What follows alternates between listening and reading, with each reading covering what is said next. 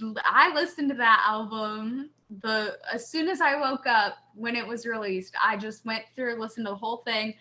Honestly, everything he does is just so good. Like, we all have our favorites. We all have the ones that are special to us. But I think in terms of storylines and kind of common themes, this one was really powerful. And with the film too, there was just a lot of special stuff going on. And his timing always seems to be perfect too.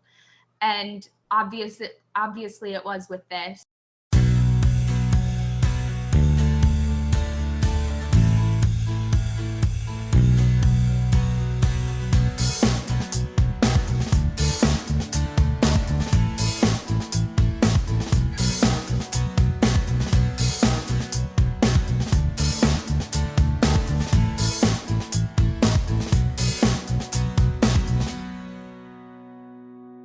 Hello, everyone, and welcome to a new episode of Set Listing Bruce, your podcast all about Bruce Springsteen, his music, and mostly his fans. I am your host, Jesse Jackson, and joining me tonight is a return guest. Rachel was here November of 2019. Boy, has the world changed since then, hasn't it, Rachel? Oh, yes. So for those of you who did not hear the earlier episode, tell us a little about yourself. Okay, so, let's see. So I became I'll start here. I pretty much grew up on Bruce's music. My parents are both big fans of his. So his music was always playing in the house as I was growing up. But it wasn't until like my freshman year of college, actually, that I really started getting into his music. And honestly, like a lot of that had to do with my personal mental health. It's funny, like I was really depressed my freshman year of college, and that kind of just something in me was like, okay, I need to listen to some music that's like familiar to me and like comforting to me. And so basically that was my really like just whole dive into his music.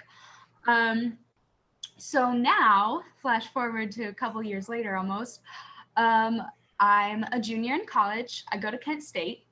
I have a twin sister.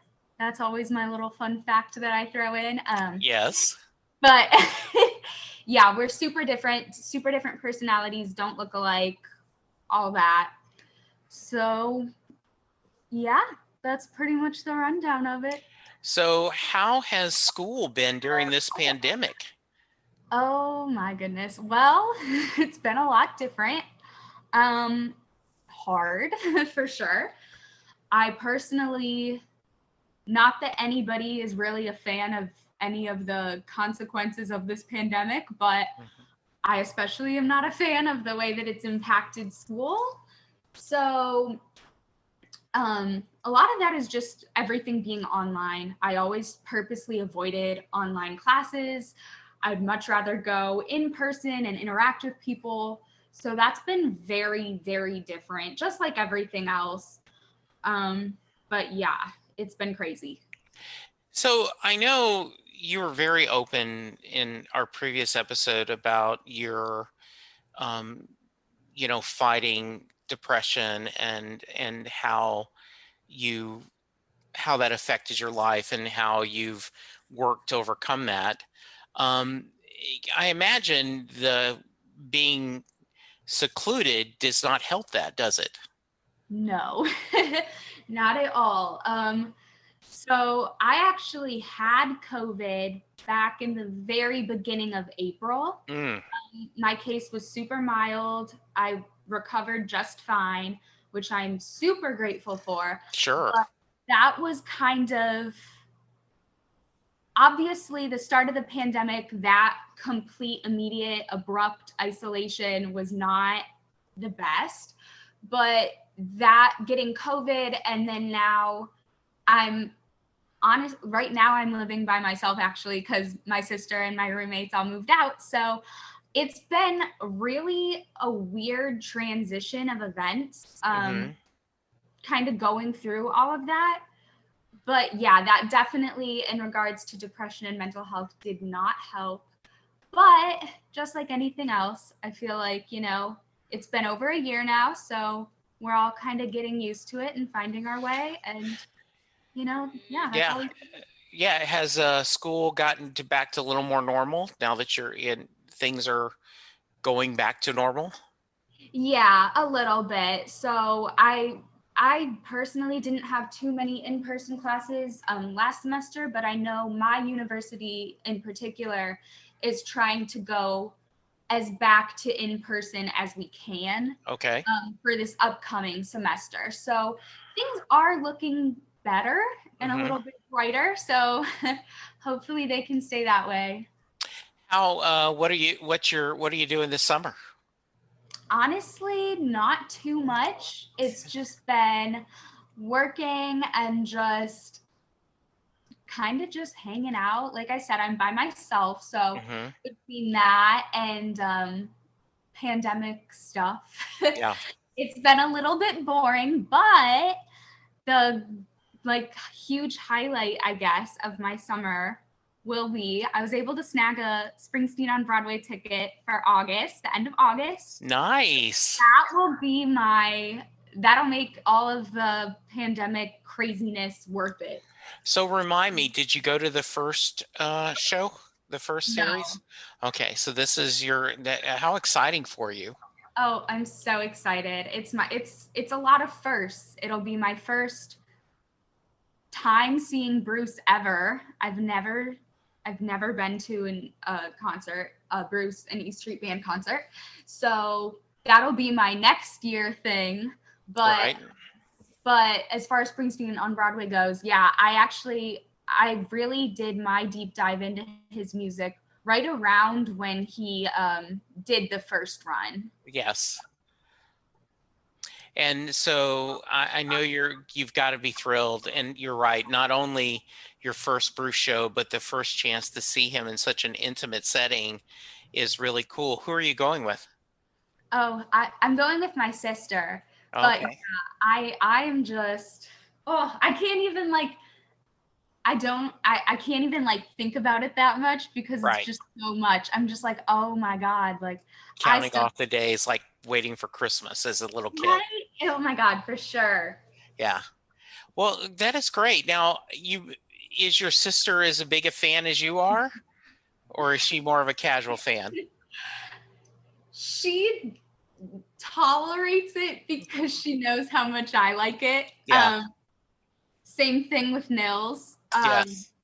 So now that we're not living together for the first time in our whole lives, she's been like, oh, like I kind of like listening to Nils now because I miss you. And that's like the sweetest thing ever. But That I is very sweet. it also, it's just funny. She'll listen to it because I'll put it on, but I don't know how much she would go off on her own to listen to it.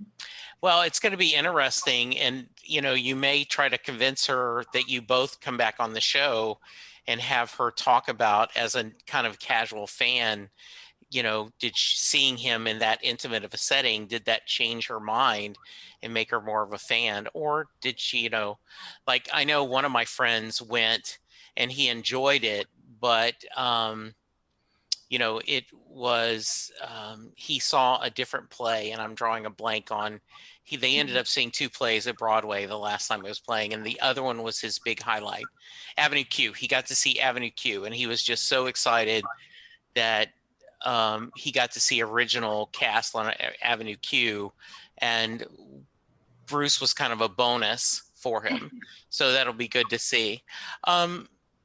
So yeah, you mentioned Nils, and for those of you who did not hear Rachel's earlier episode, she is a little bit, while she loves Bruce, she may have a little special place in her heart for Nils and Amy Lofgren. So Oh, you want to share a little bit about that again for those of you who didn't hear the first episode? Yeah, so that's a funny story. I kind of mentioned how I got into Bruce's music, but for Nils, it was a whole nother thing. It was really random, to be honest. It was, I don't even remember. It was like, I saw him as a Twitter like follow suggestion. And I was like, okay, yeah, like I think I've heard of him. Like he plays with Bruce. Like, okay, sure. So I just clicked follow, and then I looked and was like, okay, well, I'm gonna like just like quickly like check his Twitter. And it just so happened that he was going on tour, and I was like, oh, that's cool. And then it just so happened that he was gonna go to the Kent stage in May of 2019. So it was just like this perfect kind of sequence of events. So that's where it all started. Mm-hmm. And honestly, since then, it's just kind of blossomed into just pure just admiration and just being a really big fan. So yeah, and as you mentioned, it's your Twitter account basically is a Nils and Amy fan page. So yeah, it pretty much is.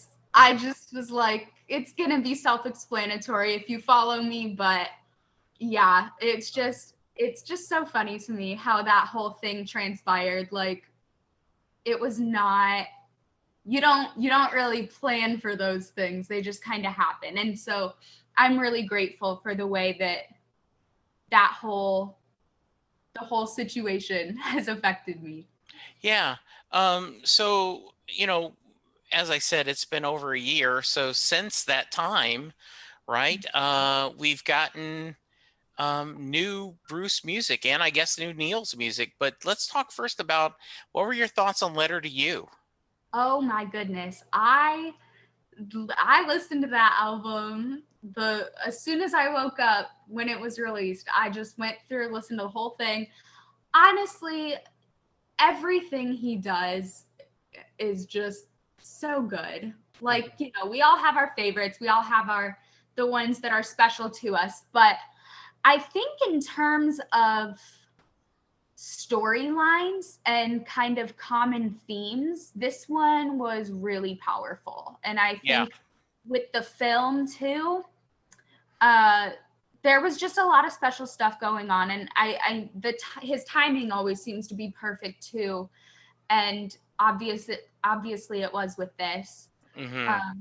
So yeah, I think that the whole theme of it, the whole like, just I literally was going through the list of topics that I was going to talk about, and I have written down like under why or how his music spoke to me, and I wrote down just human and life experiences, and I think that Letter to You was all about that. It was just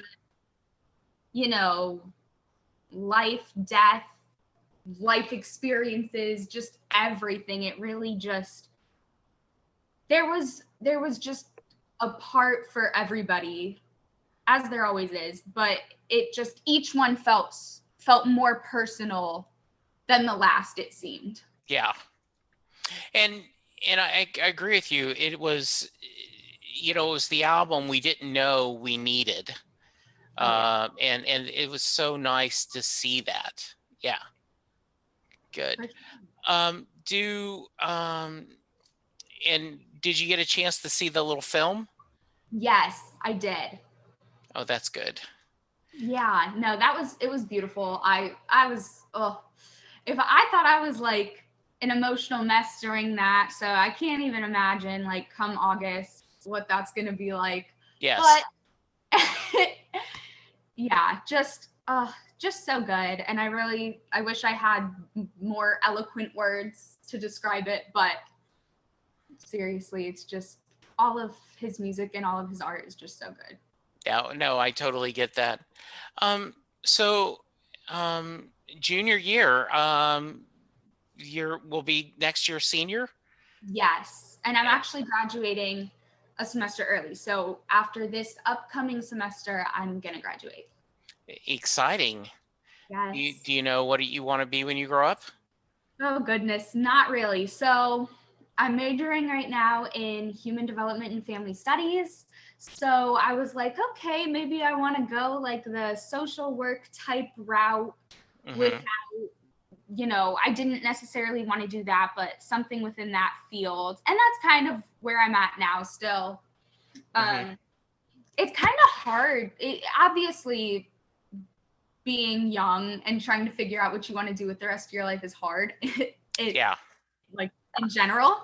But I think not having in-person classes and not really getting all of the guidance that you might have gotten had there been in-person classes also kind of affected that. So I don't know. I'm just kind of hanging out and seeing what happens and trying to just get as much experience and learn as much as I can, and then we'll see what happens.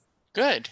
And well, you got to make sure you can find a job, right, that will in 2022 when he tours, you can see, like I need to make enough money. So, and also that, I need the time off. Like, let me explain this when we're interviewing, right? Like, okay, my boss just gave us some goals to hit for the summer, including a bonus. And I've told my team, okay, we need to hit this bonus because Bruce is touring in 2022 and that money's going straight to the bank so that, for my concert tickets. So that's pretty funny. Well, good. Well, is there anything new going on with Nils music that you want to share? Well, okay, there was a couple things. So yes. He released Weathered, which was the live album kind of from his Blue with Blue tour, which was the one that I went to. That was back in 2019, but oh my gosh, the timeline of this is going to be crazy between Letter to You and the pandemic and everything. Yeah. I don't remember exactly when he released that. I know it was last year. Couldn't tell you the month, but so there's that. And then in the meantime too, again, timeline, not going to remember, but his bonus tracks album, that's the one that I've really been listening to a lot lately. It's all just I don't even know if it's just songs that were just never released or what the whole deal is. Yeah. Regardless, I'm grateful. As I know with every song of his, I'm always okay, this is just a really good song. But seriously, that album, that's been in heavy rotation for me. So. Yeah. Okay. Yeah, I can imagine. Yeah, I've loved it too. It's really good. Well, great. So, have you tried to stay spoiler free about the show, or are you kind of preparing I assume you've seen Netflix and there's some changes, right? Yeah. So I did watch the Netflix Springsteen on Broadway. Yeah. And honestly, in terms of trying to avoid spoilers, yes and no. I haven't muted any words on Twitter or unfollowed or muted anybody to avoid that. But because at this point too, I follow so many fans that it's just inevitable, I feel to come across some spoilers. But honestly too, I have to say, I feel people have just been really, really good at, avoiding spoilers for people that are really heavily trying to avoid them. Yes, I agree. Yeah. So, honestly, there hasn't even been too many opportunities for me to see them. So yeah, I'm trying. I'm not going out of my way, but I'm not trying to see the spoilers either. Yeah, that makes sense. I think that's a very, very healthy thing. Are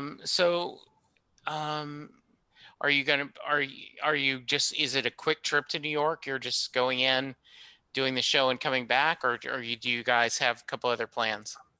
Well, it's probably because of my school schedule and everything, it's probably going to have to just be a a quick see Bruce and get my first New York experience and then just straight back. So That's exciting. That's what it's looking like. But yeah, so exciting. That is exciting. Yeah. Have they started, what's it like there at school? You mentioned that they're slowly opening up. How about like for, live music? Have they started opening up shows yet? Are there things going on there on campus? On campus, not so much. Okay. And I feel like a lot of it is just because it is summertime right now. So there's just, everybody's pretty much gone. But I have a feeling that definitely come fall, like things will be more back to normal for sure than they have been. So I'm really hoping that kind of stuff will be making a comeback. Just within like the city and stuff though, like I have seen like here and there like live music going on and things like that. So that's really exciting. Just, kind of slowly making our way back towards some sort of normalcy. Yeah, it really is. And, I continue to tell everyone, go get your vaccine. Let's get back to normal so we can do back to this. Like we can have things get to normal.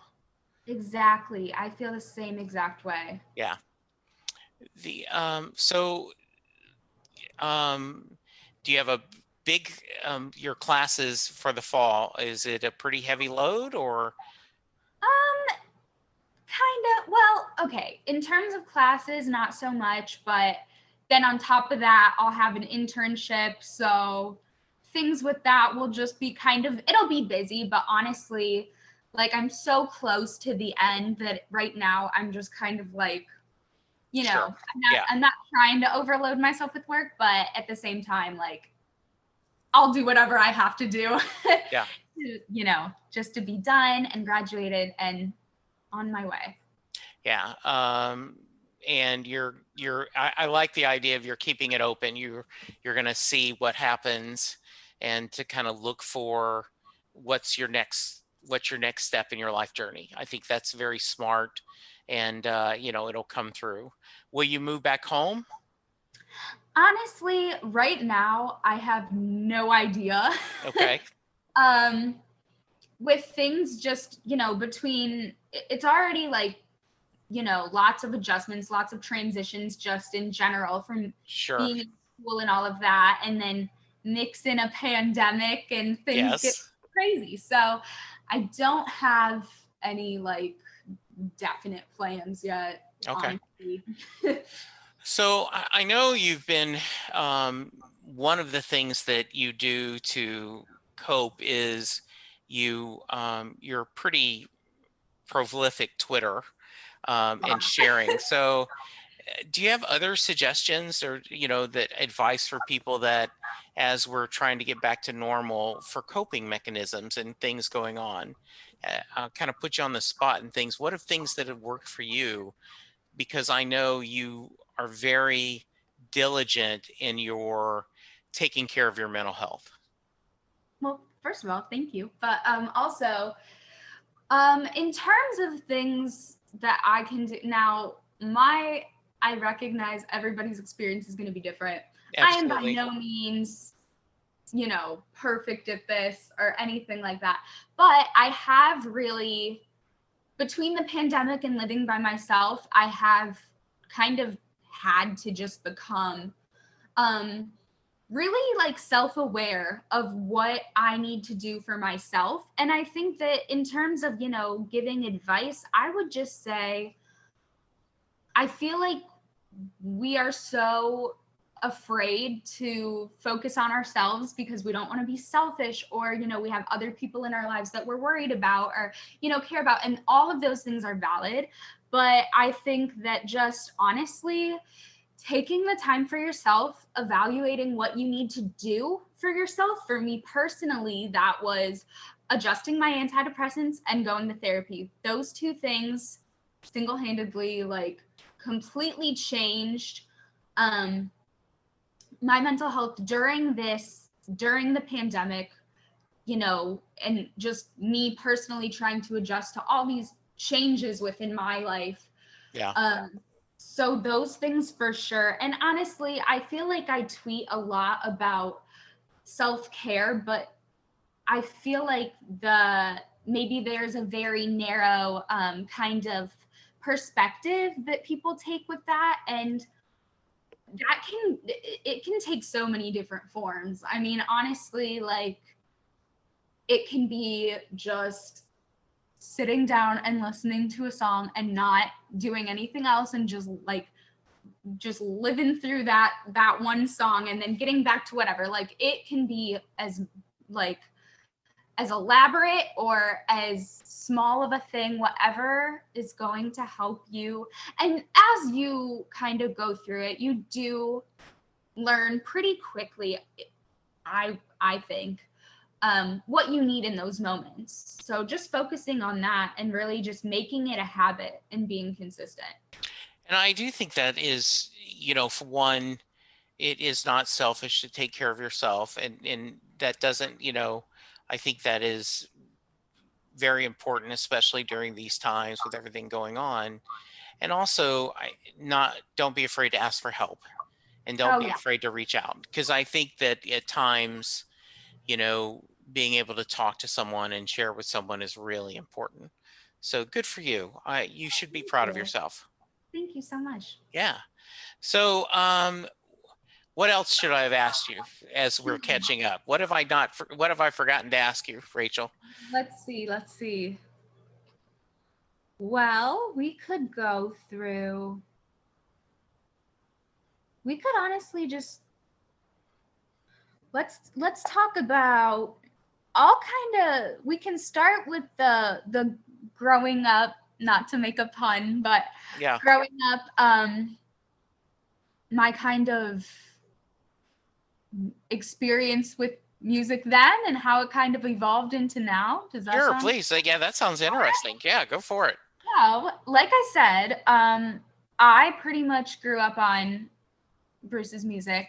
Yeah. Honestly, like, at this point in my life, looking back at the music that my parents played when I was a kid, like, I'm like, wow, I really hit the jackpot, because I had Bruce, Johnny Cash, Billy Joel, Paul Simon. I really had, like, just some really, like, great artists. Mm-hmm. And so, yeah, so that much I'm grateful for. But in terms of, like, Bruce specifically, sure, that is something that is so, like, it's so funny to me, because I never really connected how much that was going to impact me. But I like, when you're a kid, you don't really pay attention to, like, what your parents are playing or whatever. You're just kind of like, okay, like, it becomes familiar to you and it becomes comforting to you. But like I had mentioned, it wasn't really even until I was 18 that I became aware of, like, how much it impacted me. And then I just kind of went off on my own and found my own kind of journey through his music. And then, that kind of transitioned over to Nils and, other members of the band. But I think that was the start that really, that's something I go back to frequently, is thinking about how I was introduced to his music. Yeah. And all of the memories that I have associated with that. So mm-hmm.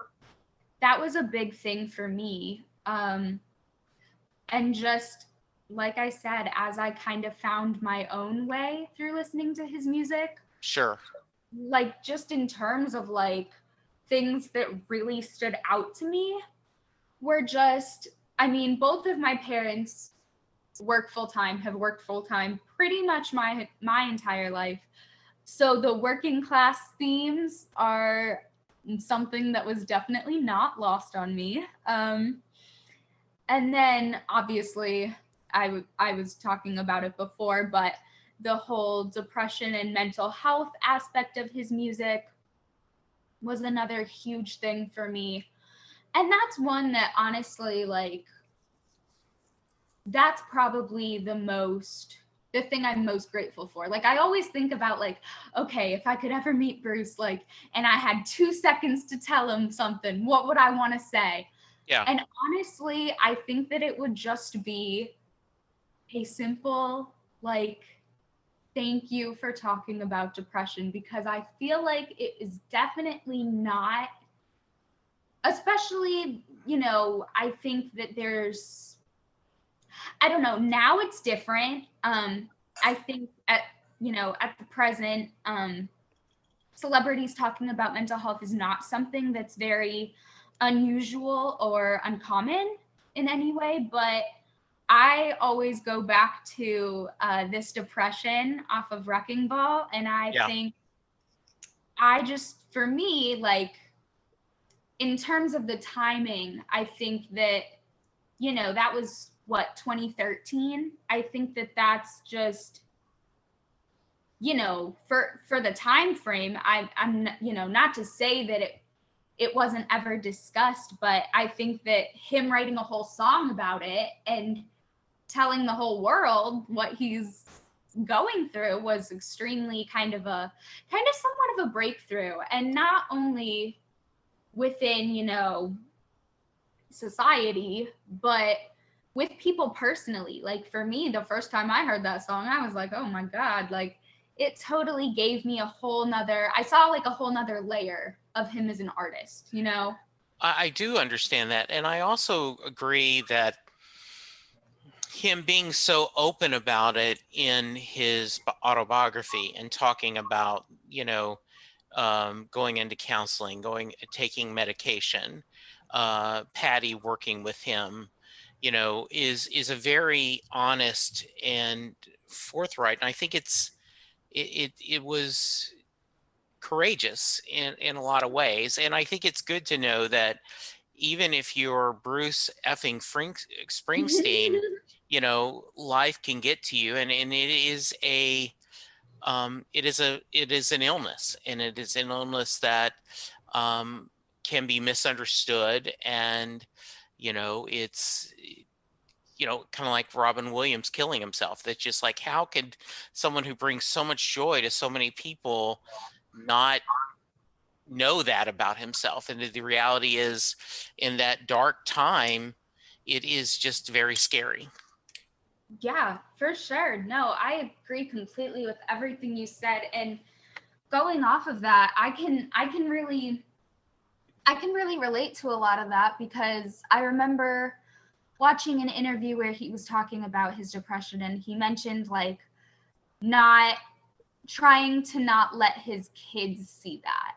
Mm-hmm. And for me, that part really resonated, because I was like, okay, I've totally done that, where you yourself are in just such like a just dark, just totally kind of shut out from the world place. But then at the same time, you kind of just put up this whole false front, and you get good at that. Mm-hmm. And that's what you portray to people. So that was really just a really monumental thing for me, because I thought I was just listening to, you know, some iconic rock star that my parents listened to, and then it's like I get like this validation and somewhat of a revelation about my own personal journey. It was just crazy. So Yeah.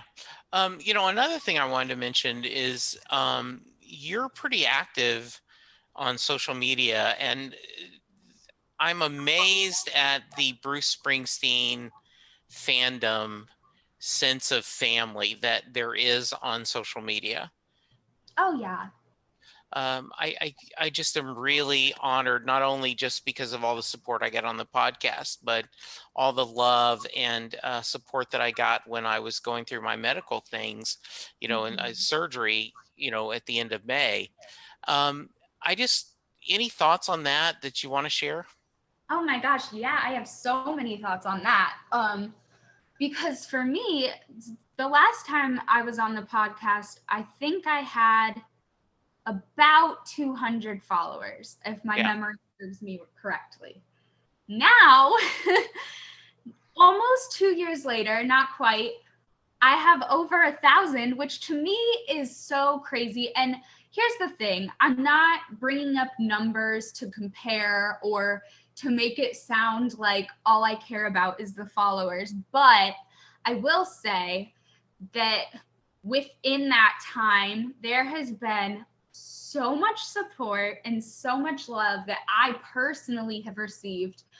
And sometimes I feel like I'm a broken record when I tweet about that, but I could not be more grateful for all of the people that consistently, or even, just have ever just given me one word of support. Like for me personally, mental health, life challenges, transitions, adjustments, whatever it is that I'm going through, because I am pretty vocal about it on social media, I am always met with just the kindest, like I seriously am always blown away by the kindness of strangers. Like you truly, and I say strangers, but at the same time, you do make connections with people. You do feel like it's a genuine friendship, and it is. And so that is something that I, especially during the pandemic, really kind of leaned on and just beyond grateful for. Yeah. I love the fact that there is so much support and love and out there, and you're right, it's not about numbers either. I would love more people to listen to the podcast, because I think the stories are interesting, and I think there's a lot of beauty to be learned for it. But I also know that, this is a pretty niche podcast. I'm a Springsteen fan talking to other Springsteen fans, but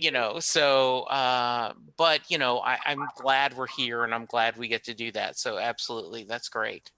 Yeah, for sure. Mm-hmm. And if you think that this podcast is specific, listen, my idea for a podcast was talking about Nils and mental health. So I don't know how much more specific you could really get. Mm-hmm. But I still think I would listen to that podcast. Well, I would build that. Yeah, I think that would be fun. And anytime you want to. So if you want to do a guest, like if you wanted to do a pilot, I'd release it on Set Listing Bruce. I could help you, and then you could do that. So just keep that in mind. So nice. Okay. Yeah, it was something that I was like, oh, look, it's a pandemic and it's summertime. I'm going to have so much time. And then, life happens. So things don't go as planned. But one day, hopefully, there we go. Absolutely. Very good. Well, any final thoughts? Well, okay. I guess so. We could just, I'll just roll through favorite songs and songs that I hope to hear live, because write down. Has that changed since that you were on before? So let's do it. Sure it has. Okay. I know for sure I probably mentioned Land of Hope and Dreams last time. Mm-hmm. Yes. And I know I mentioned This Depression. Those two are those are like I wouldn't even categorize them as my favorite Bruce songs, to be honest, but they are the two songs that have just tremendously helped me through a lot. So I guess that's how I would categorize those. But other favorites, I think Racing in the Street will always be my favorite. Yeah. I think the Darkness album will always be my favorite album. Mm-hmm. But recently, I was like, I had some I don't know why I hadn't listened to it in so long, but I had some great awakening when somebody posted a video of a live performance of Lost in the Flood. That changed my world. Because that's always been kind of a favorite of mine, but I don't know, I guess I hadn't listened to it in a while. So it's always fun to get those little reintroductions to songs. Yeah. Yeah, but in terms of songs I would hope to hear live, well, like I said, Racing would be amazing. That would be my favorite. But also Land of Hope and Dreams. I think that that's one that has to kind of be experienced live. Yeah. I don't know. Obviously, like I said, I've never been to a show yet, but that is one that I just know. Well, and you do know that, because you've seen the Netflix, Yeah. and it's truly one of my favorite moments when he talks about putting on your dancing shoes like his mother, and he does Dancing in the Dark, and then without a break moves into Land of Hope and Dreams. Is truly, I play that probably once a month. I just pull that up and just hear those two songs together. Yeah. His transitions for everything, it seems, whether it's releasing albums or whatever. I'm sure even just if you just had a conversation, you'd be like, oh my God, this is like the most interesting conversation I've ever had. Like, yeah. I just, the transitions and the message are just all so valuable. Yeah, I totally agree. That sounds good. And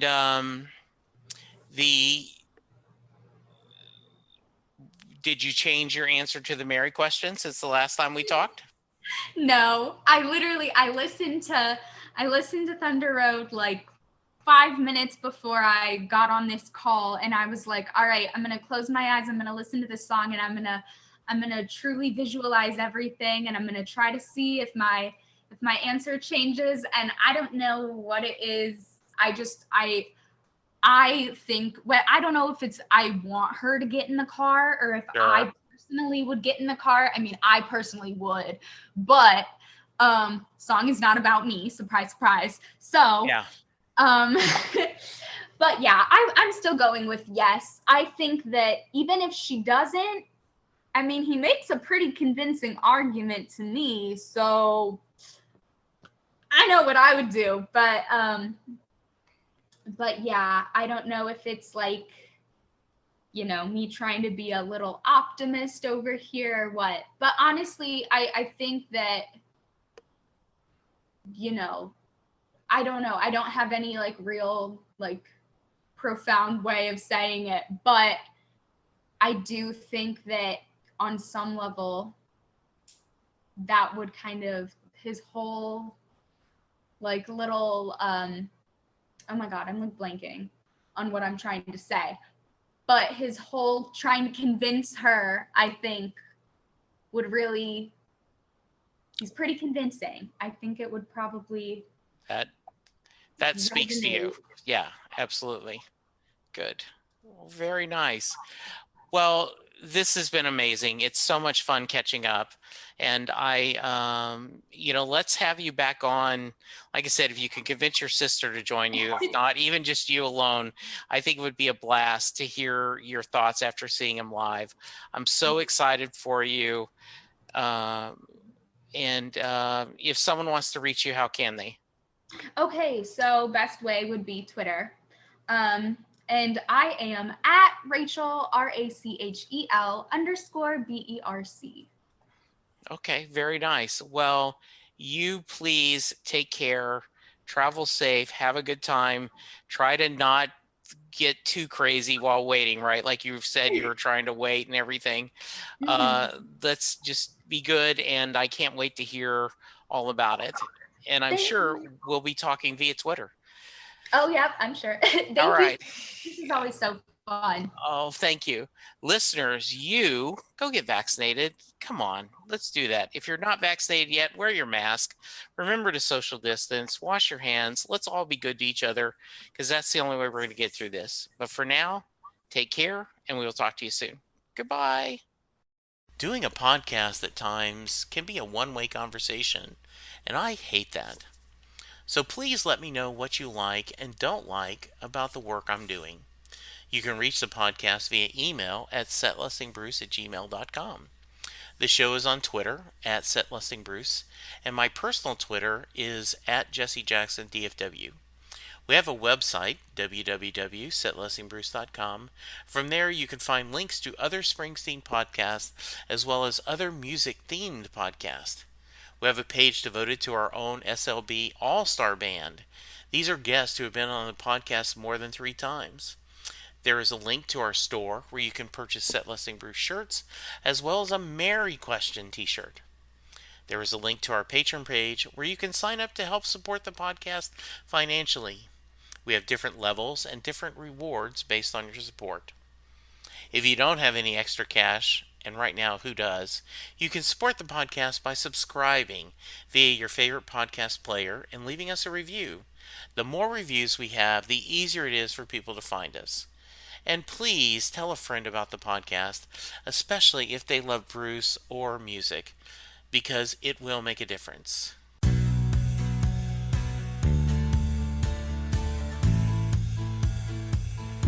You just heard the fun talking, hard rocking, music loving, album ranking, fan thinking, joy spreading, lyric reading, story sharing podcast that is the one, the only Set Listing Bruce.